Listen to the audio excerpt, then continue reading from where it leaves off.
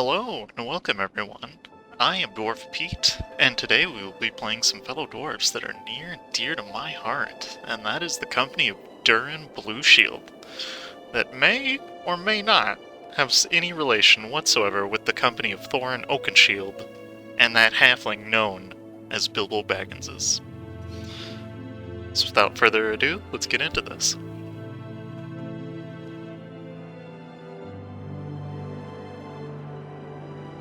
And just for a little lore here, once the Dwarven people stretched across the entirety of the Serpentine mountain range, from its westernmost borders at Escan to the farthest reaches of Yanshan, or not China. Once all dwarf kind was unified under the empire of Al-Dwarav, all dwarves home, and had experienced their golden age long before humanity built their first castles. But that was millennia ago. All Dwarves slowly crumbled, each hold becoming parochial and fragmented. The central government, assembled in the Amalharaz, became decadent, then powerless, then dissolved altogether. The great dwarven rail, maintained by Air Natvir, which once carried beer from Hul Az Krakazul and scientific discoveries from Dur Vajatun across the entire Serpentine, fell into disrepair. The long, grim last days of the Dwarvar ended when countless numbers of orcs poured out of Hull Jorkad. This ferocious rush across the Serpentine shattered holds, slaughtered dwarves, and invited even the most cowardly goblin to infest the tunnels of the mountains, leaving much of the Dwarvar in ruins.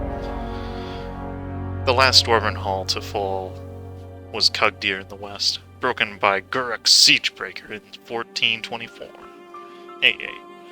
This was only a harbinger to the Green Tide, when Corgus Dukinson unified the clans and led them pouring out of the Serpentine into Escan and then to Deepwoods. But the flood of orcs and goblins out of the mountains in Corgus's defeat by Corin in 1444 meant opportunity. The long-abandoned mountains were now emptier before and ripe for reclamation. Dwarves from the Exodus states Rubyhold and Silverforge, who live amongst humanity, and the rich Osra rank, have poured funding into multiple expeditions. You are one of the many adventurers, sons and daughters of your forefathers, who fled to the surface long ago, who now seek to return to the lands of your ancestors. The road ahead will not be easy. Indeed, there are quite a few disasters that lay ahead. The caverns and abandoned roads of the Dwarvard are treacherous, and any maps have long since rotted away. Hundreds of thousands of goblins and orcs still remain, both wandering the mountains and organized into squatter states and rampaging warbands of their own. The challenges will be fierce, but ahead of you lays the ultimate prize, refounding an ancient hole, digging deeper than ever before, and re-establishing dwarven rule over the Serpentine, perhaps one day, not too long from now. Al-Dwarab shall rise anew, even greater than before. And as part of the contract that we signed to get this expedition for the company of Duran Blueshield, because of course, every good company has some financial gain behind it, just like in The Hobbit, be it resolved that A. An expeditionary force shall be assembled with composition as outlined in Appendix 2, Subsection 3, led by Jarmun Azra. 2. Reclamation profits shall be used as seed funding for further Serpentine endeavors. Loan payment shall follow Schedule 4. And note, our fiduciary duty mandates that profits must take precedence over prestige or any idea of dwarven glory. So saith the Azra Bank's Charter, establishing funding for an expedition to the Serpentine. And of course, we do worship the ancestors as opposed to those heretic heathens that respect the regent court. Ancestor worship faith reflects the oral history of the dwarves, which features various heroes and kings and stretches all the way back to the race's creation by Helena the Earth Mother in the Tree of Stone. It is said that a hall of 100 storytellers could not tell the full dwarven folklore, even if they had 100 years to do so. Thank goodness dwarves lived to 200. Their stories were ancient by the time of Al-Dwarab, and the rise and fall of that great empire only left behind more tales of tragedy and glory. During the Dwarven stagnation, however, the story's real-life history has faded to shadows of a memory of a dream. It is up to you to restore Dwarven preeminence in the Serpent Shrine, and reclaim holy sites such as the former capital, Amdir, Almdir, at the rail hub Air Natvir, or the Dwarves' birthplace at Earthseed. If you can do so, your people may better believe in their ancient glory. You will gain access to powerful ancestor god blessings. But in the millennia since the Dwarves abandoned these sites, enemies such as the Orcish Shattered Crown and the massive Hobgoblin Command have moved in. They will undoubtedly defend their ill-gotten, blood-soaked gains with vigor and violence. And with that, the lore of the company of Duran Blueshield is over. Let us get into it. And, of course, let the great conquerors come. We shall feast.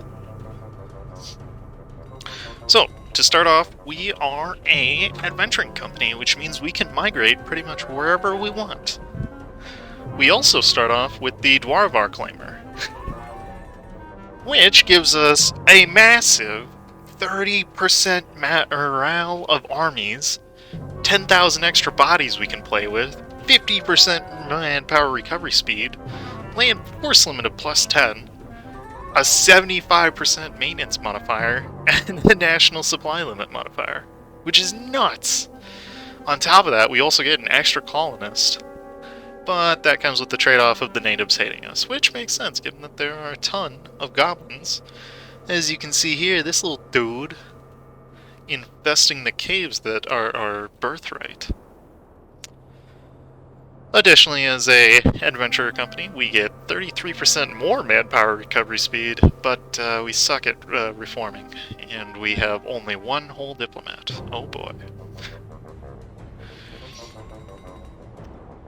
In addition to that, we are dwarves, which, as you might think, we aren't so good at the diplomacy, as evidenced by our -25 to improve relations, but we're great with money, as so said by the Ozra Bank, and that gives us reduced inflation cost and production efficiency.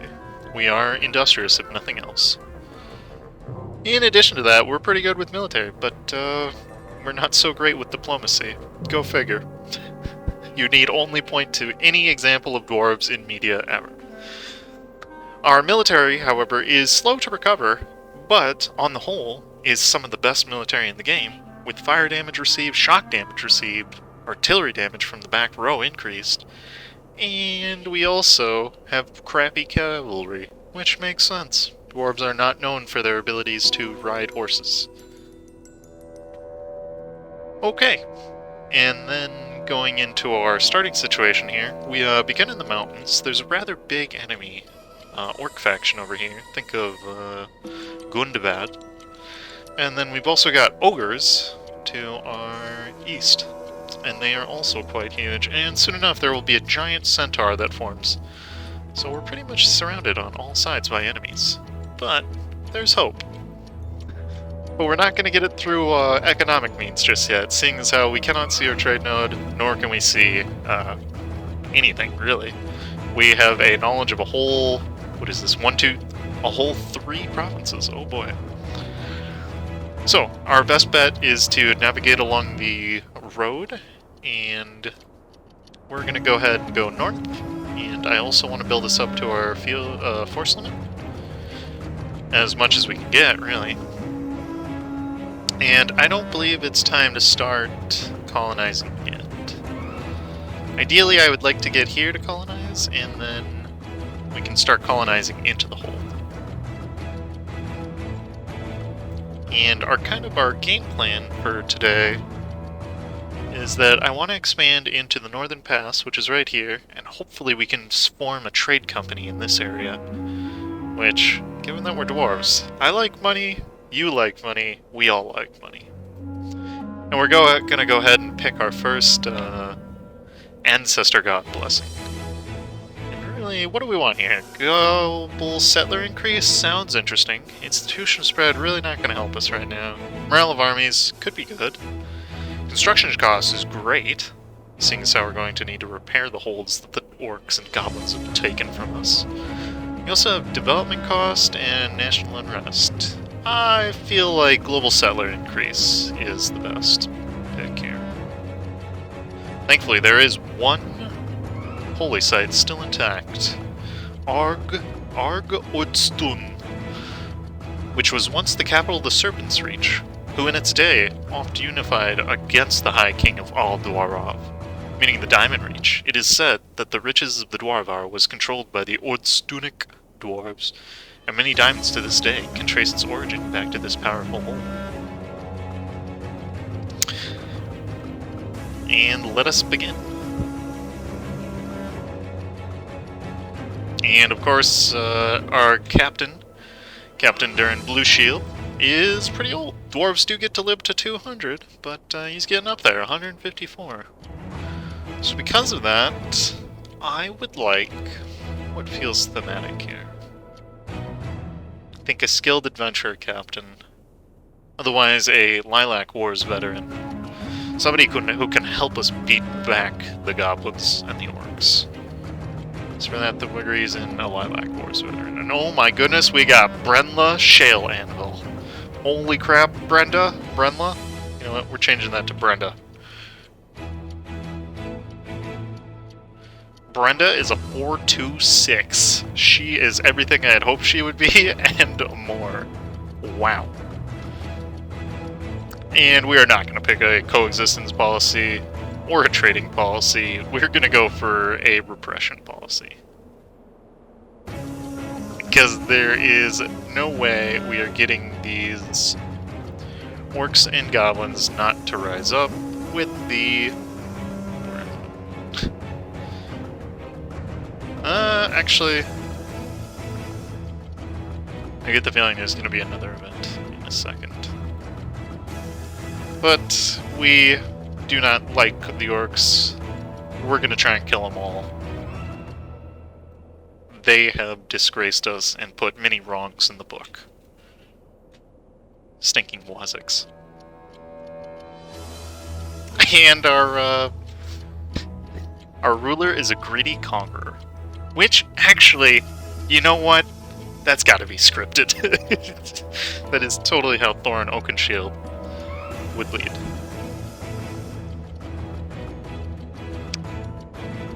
Furthermore, we're going to wait until we can migrate to here, and we can't do so until the 11th of this year. The 11th of the 11th this year. Nice. And I don't... So, we do actually have enough money to afford an advisor. But I have a feeling we're going to need to put that into colonization efforts. And more military would probably be beneficial. And it's definitely not worth it going for a...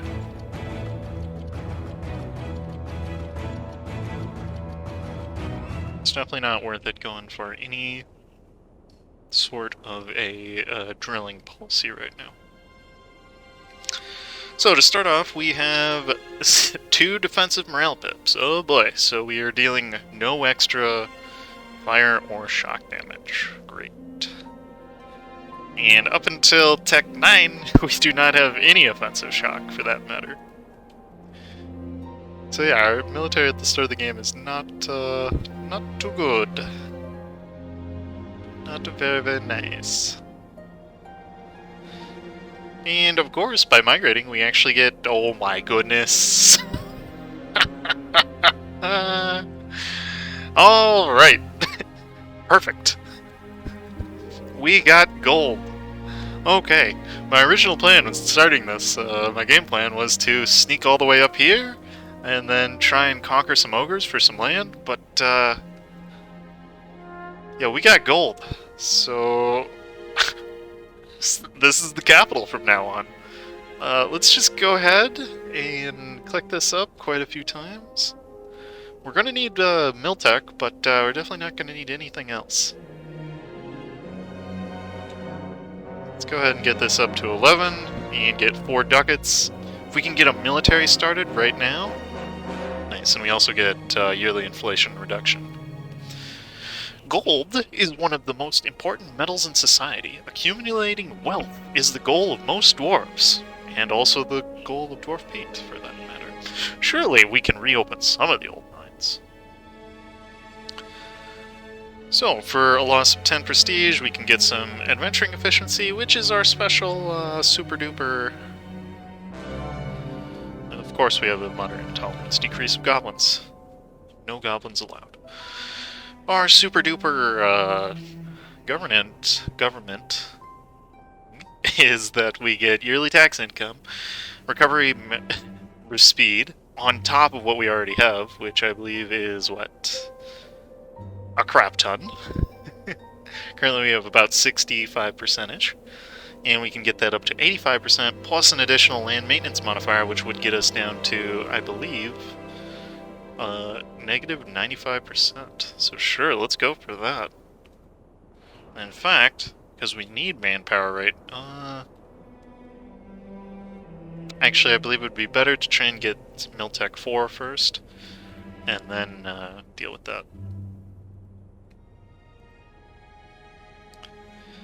And so one downside of beginning our colonization so early is that we will no longer be able to collect the power points from moving about in the Serpent Shrine. We could have also headed down to the Air Natvir, but we have the benefit of starting in the Almdir trade node, which is one of the best trade nodes in the game. It is an end-to-end trade node. And because of that, all trade power ends here. Nothing can be taken away from us or transferred away. And we will also have the ability to reform Orlazam az Dehir. And doing that will give us Legacy of Adventures, which we'll read when the time comes to it. For the time being, we will not be ready to settle down. In fact, as soon as we get the chance, I want to attack some filthy orcs, wherever they may be hiding. And of course, however much money we can get is great. Wow, that is a lot of inflation. Thank goodness we can reduce it.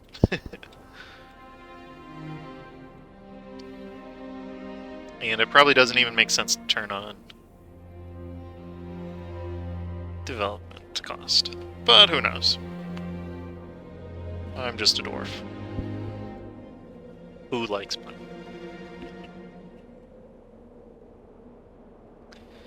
And I believe we're gonna go... Oh my goodness, yes, please. Thank you, game. Praise the ancestor gods. Okay, with that we can go up to our force limit, and then we should hire a... Do we not get a... we need 84 ducats. Crowns? Ducats. We usually do. Gold. And we'll get a conquistador. And god damn it, Leroy! We have heard news that a party of adventurers under our banner have failed drastically in their endeavors, and they have pulled many, many whelps. At least I have chicken.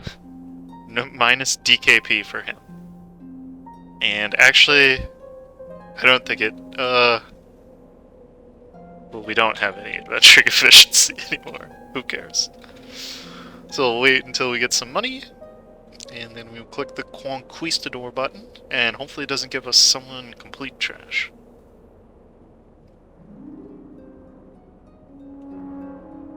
Okay, and with that, we get a Conquistador, who is actually really good. 3-3. Lisban Flameforge. What a G. Who we can then take this person out, because luckily, there's no natives living in Orlazam Azdir.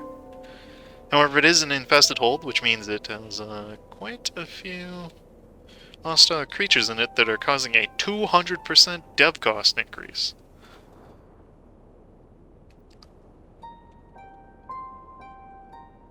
And just checking, yeah, there's basically nobody down in these hills. Who are also flooded.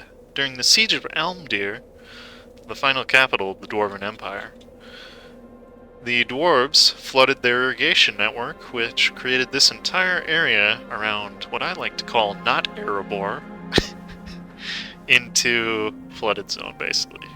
Think of all the land over here as the city of Dale. And let's go ahead and try and discover whoever is living in this little hovel right here. And maybe...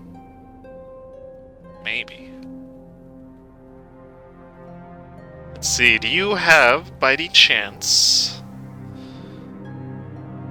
Can I make you a rival? Nope. Rats. Nuts. Oh, would you look at that? We get free stab. This year looks to be such a prosperous year that several of Captain Duran's advisors have suggested that as a gesture of goodwill, he should celebrate by arranging various festivities for the locals. And we can either get one whole tax meta, or we can get one stability. I think you know what I'm going with, stability. The people need stability in times like these. We gotta show our adventuring band that we're capable. He says as he walks into a band of... Oh, and we even get a penal colony inside the former hold, which will increase our settler. Oh, and it produces paper! Wow. I was not expecting that. And oh my goodness, look at these ogres. Gross. Shrek. Shrek no like. And if we could get a rivalry... No, still can't. Rats.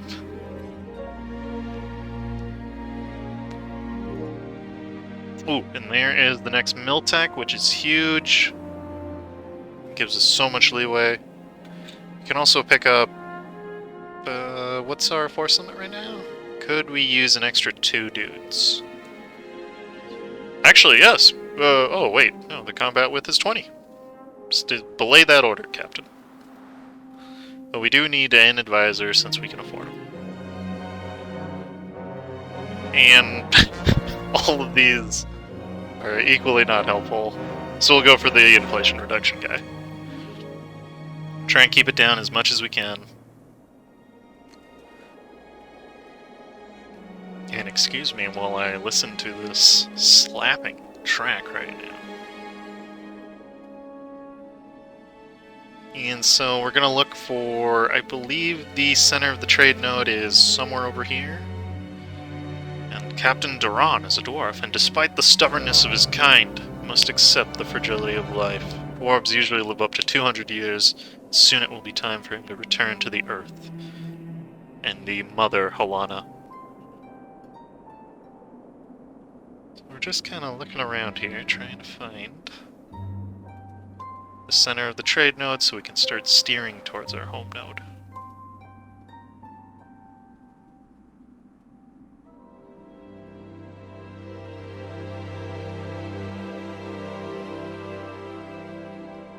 Who knows, maybe we'll find a new home for the Dwarven people.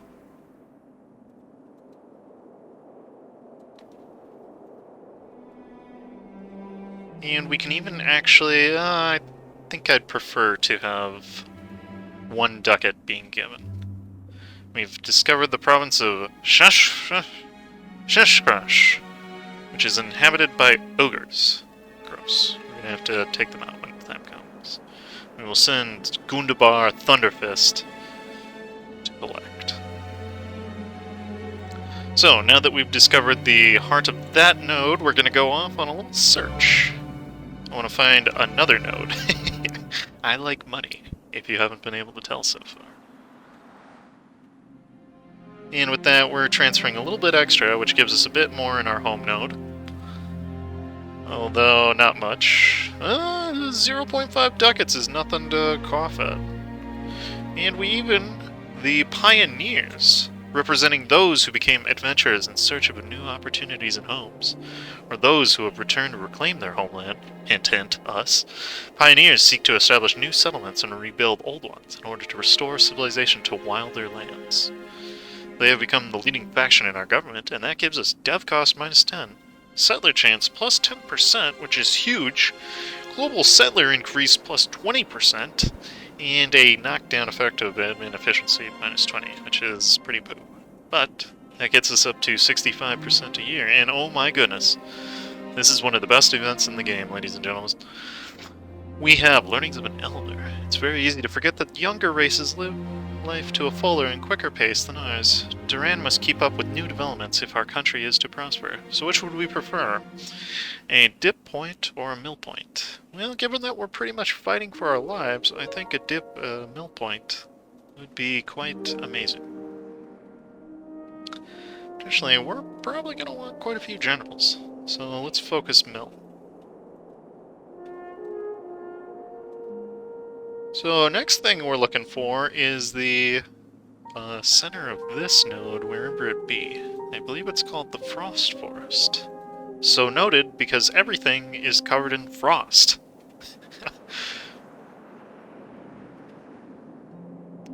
However, it's said that the Frost Forest is the place where the centaurs originated from their ancient Fey ancestors. And I actually have no clue where this thing is. We are doing a true adventure.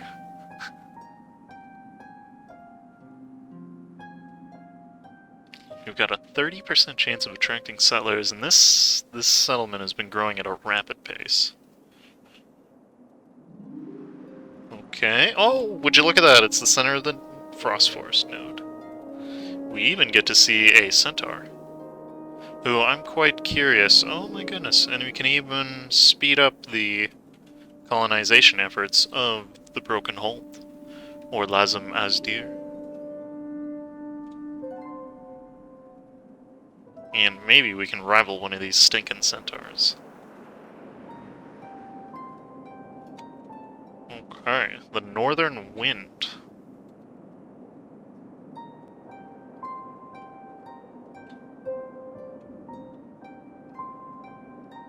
And we're making a whole 0.48 ducats from trade. And if you're wondering why I haven't bothered to discover our own trade node yet, it's because there's some orcs inside that mountain. And I'm not convinced we can fight them yet.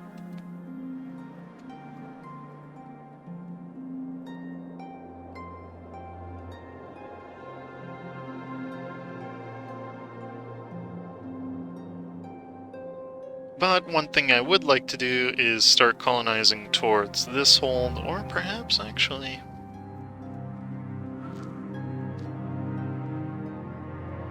There's a question to be had here. And actually, I think it's better to colonize this province next. Because although it is poo, because it has local dev cost and local goods produced, it will allow us to conquer into this area once we get the ability to do so. But in order to do that, we are going to need to, one, actually get Orlazm as deer, which we aren't going to core, because let's face it, it's not making any money for quite some time. And additionally, we actually have to put our capital out in order to keep going. Bah humbug. So let's go ahead and get our colonists started there.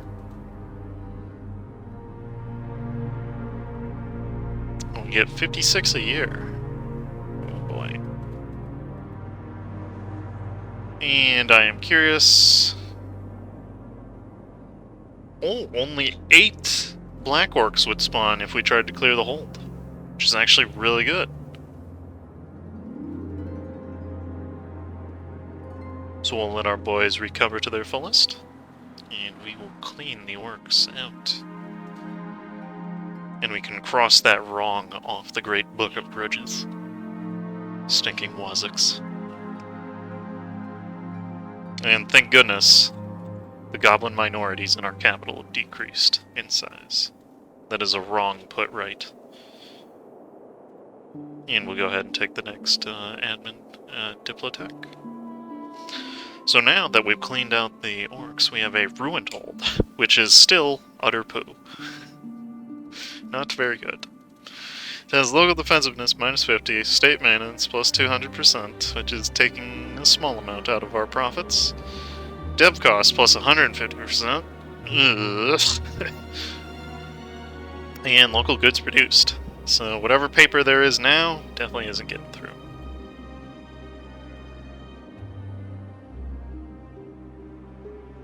And...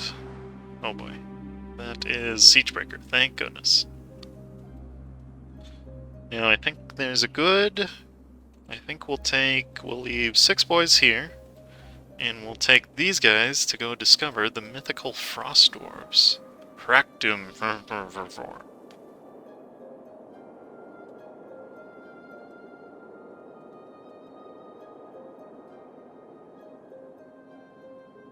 And oh no. No, oh man. Our glorious leader has died. And with that, I don't think we can continue the expedition anymore. Nuts. Alright. We'll be forced to turn back. That's quite alright.